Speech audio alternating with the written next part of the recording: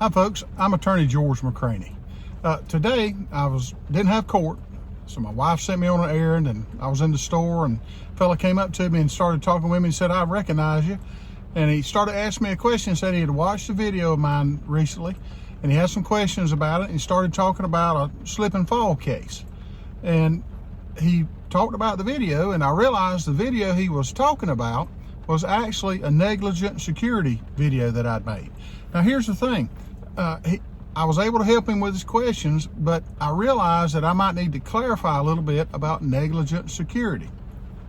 Now, negligent security cases aren't where somebody goes onto your property and they slip and fall. That's not a negligent security case.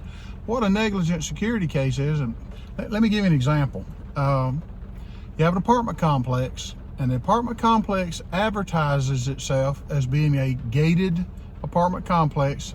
They had a gate, they had a security office there, gates on both sides.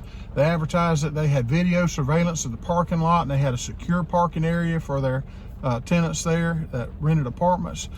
And I had a single mother that, because of the safety, and really one of the reasons that she stayed there and decided to become a resident was because that they had advertised that it was a safe apartment complex. She had some almost teenage age children, and she wanted it as safe as she could get it. Well, here's the thing. There had been some robberies in the neighborhood at different apartment complexes sort of around this complex. There'd been some shootings across the street at a restaurant. There'd been a shooting in the parking lot there. They'd had some instances down where guns and knives have been used down on one block away at a club, a nightclub. But at this apartment complex, she felt safe because that's what they had advertised. It was gated, and it was secure parking area. They had video. Well, probably a couple months after she had moved in, they actually had 2 robberies in the apartment complex in the parking lot, right, and between the parking lot and the breezeway of the apartment complex. And nobody was actually injured, but they used a knife in one instance and they used a gun in the other. Now, what happened, unfortunately, is about 2 months after that, she came home from work. It was during the winter, so it was after dark when she got home, and she was robbed in the parking lot at gunpoint. And unfortunately, she wasn't just robbed, she was actually shot. And she had to be transported to the hospital. She was in the hospital about a little less than 2 weeks. And her medical bills were well over $400,000, okay? And her sister contacted us about this and explained what was going on, and explained about the apartment complex. And we took a look at it, and we were able to help her in her situation so that she wasn't saddled with all these medical bills. She got her lost wages. I mean, there's all kinds of things that we were able to help her with. But here's the thing.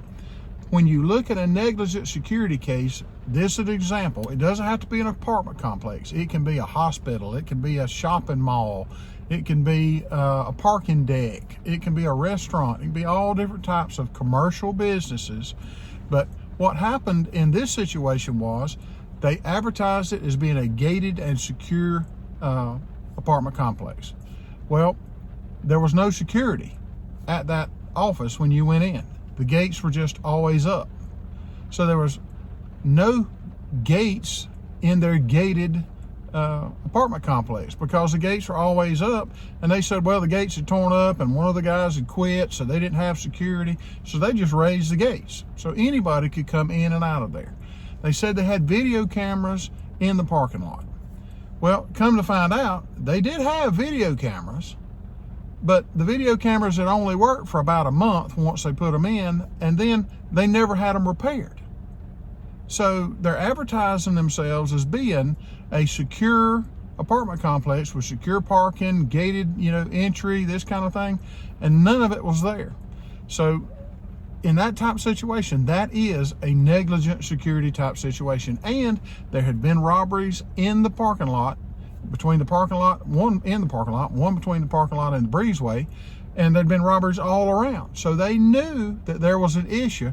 They could have fixed the video. They could have got the gates working. They could have put security guard back in there like they had earlier, but they didn't do any of it.